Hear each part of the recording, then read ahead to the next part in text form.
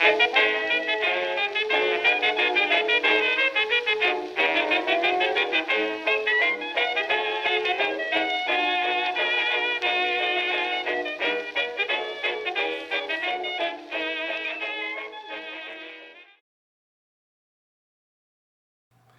and welcome to the Old Garage number 18. I'm Wild Bill, and we have questions from some episodes, a bit of silliness, and a shout out to do, so let's get to the questions.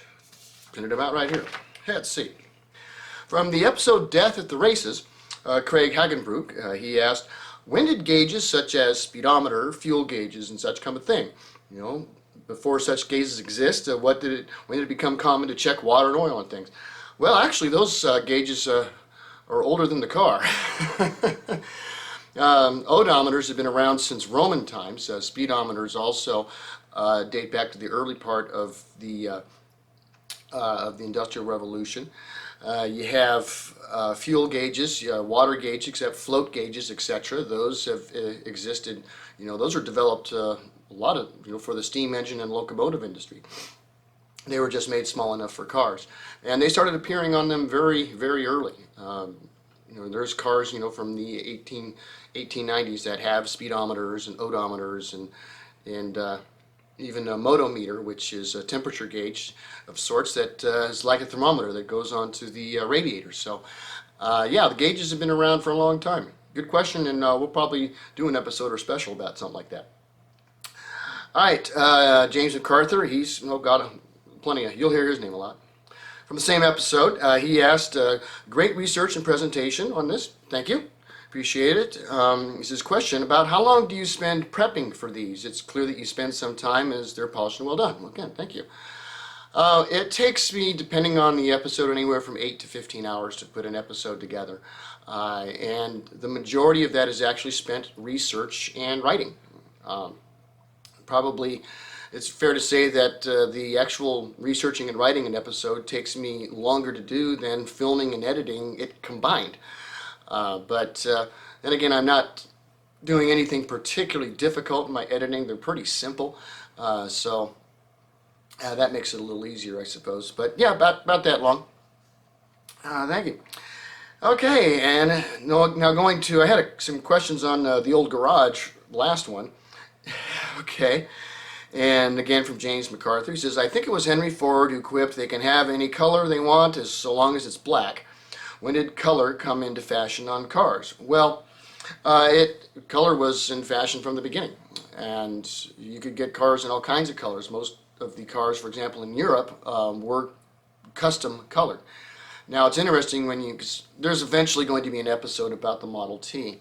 And we can put that statement of Henry Ford in its perspective, because it's often misrepresented, because even though he did in fact say that at a sales meeting in 1909, you could still get Model Ts in several different colors all the way through to 1913. It wasn't until 1914 through to 1925 that they actually went all black. So there's, but we'll get to the context of that statement at other episodes. And then he also asks, it seems like countries eventually settled on left-hand or right-hand sided drive for cars on the road, and how did various major countries settle on one or the other?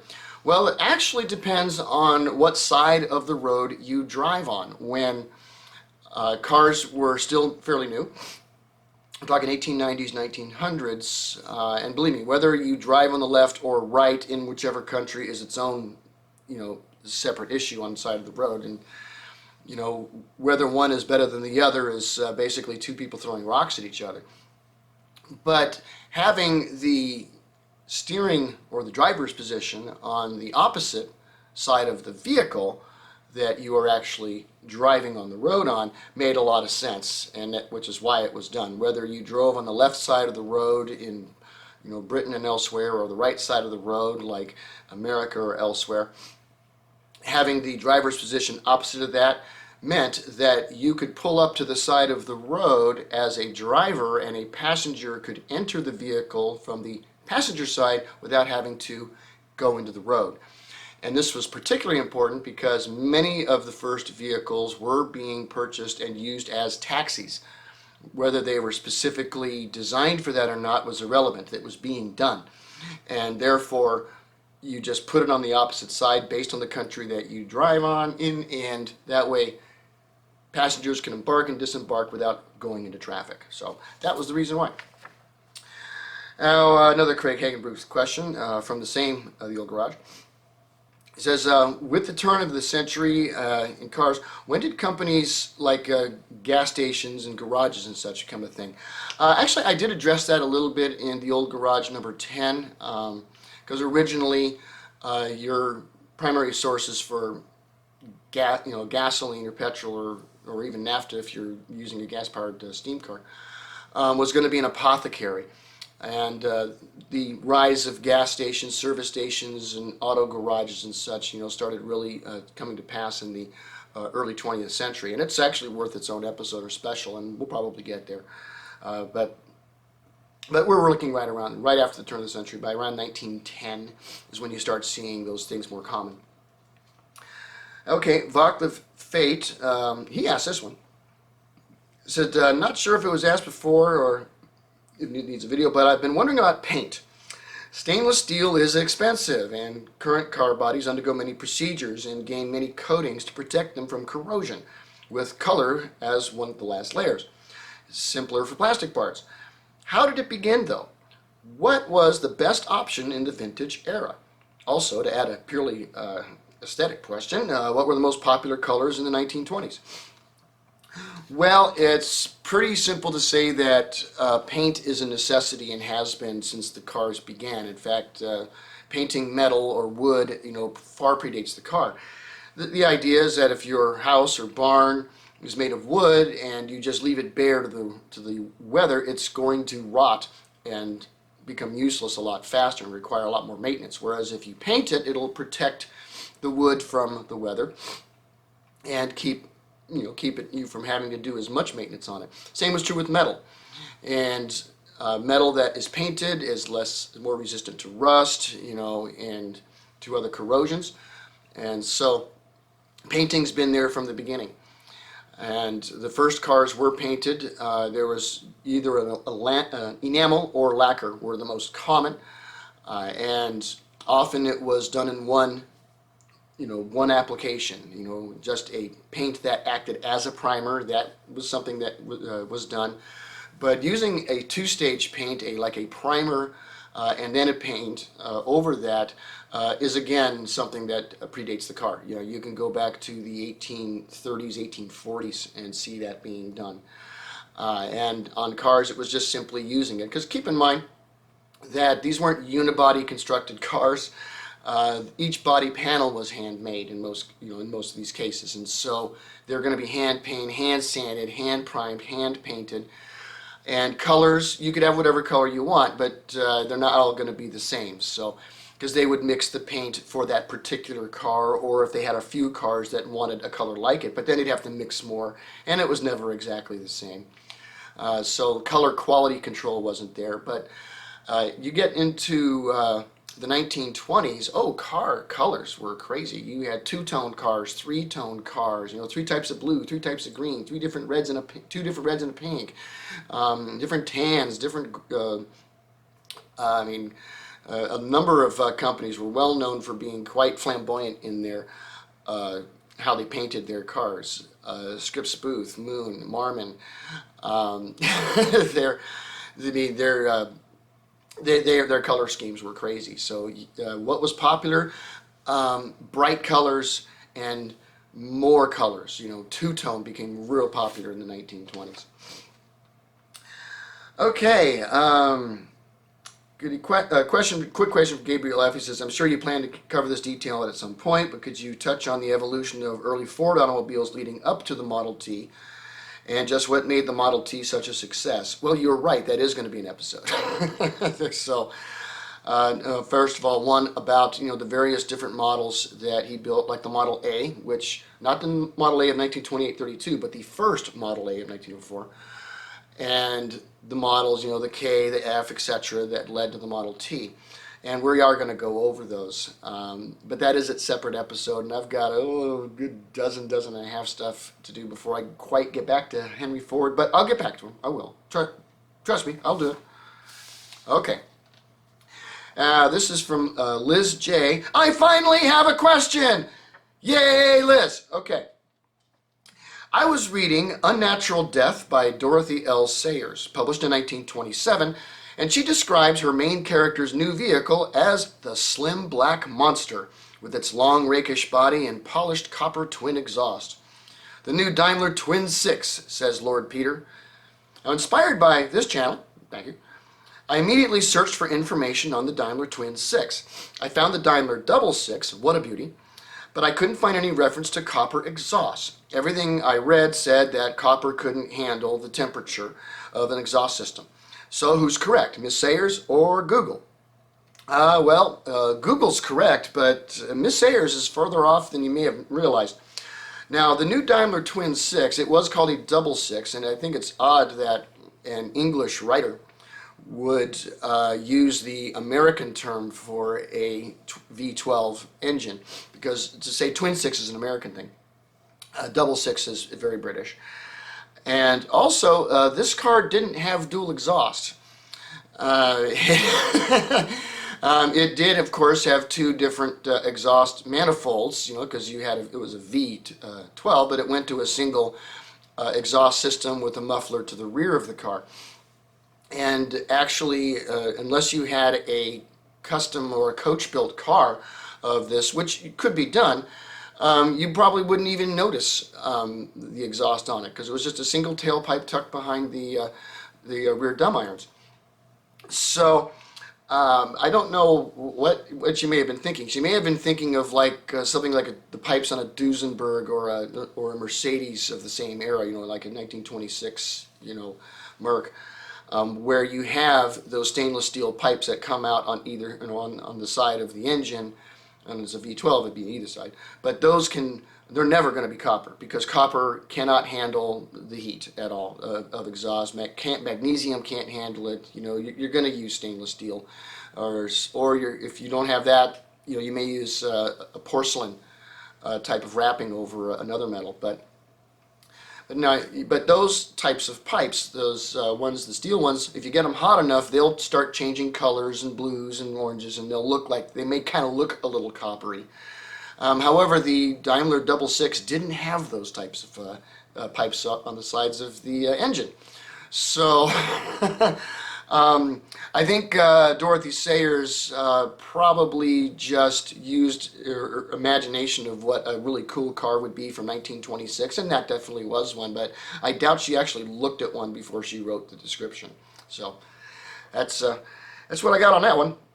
Okay, from the video on Dirac, Gabriel F., he has a question. He said, he says, something came to mind, is just how many early automotive companies went out of business eventually. The majority of the brass vintage era marks have disappeared. Yes, they have. What happened to their assets afterward? Did most defunct auto companies get bought out, or were they just straight up liquidated or something else? Yes, and yes. They would oftentimes get bought out. For example, the Detroit Motor Company got basically refinanced and reorganized. You can call that bought out. Liquidated, oftentimes they would be liquidated. Everything that they got, including the building, sold off. Sometimes they would be repurposed. You would have an auto company that failed, and so they stopped making cars but started making something different, maybe bicycles, or they've done machine tools or sewing machines or straight pins. Just go into manufacturing something else, and that's also something that happens. So there's an example, I'll give one of a vintage car that went out of business, and so the company became a brewery. You'll find out who. But yeah, they all would happen. They could just be bought out, liquidated, or become something else. And also, same question, or same episode, you had another question. It says, it seems like belt-driven and band-driven cars were not uncommon early on, like the Dirac Boulet from the episode on Dirac. And I know the Ford Model Ts have transmission bands. We've seen a bit of return of this with continuously variable automatic transmissions, But why did that trend go away for so long? Could they just not handle the power and where automobiles demanded in their drivetrain?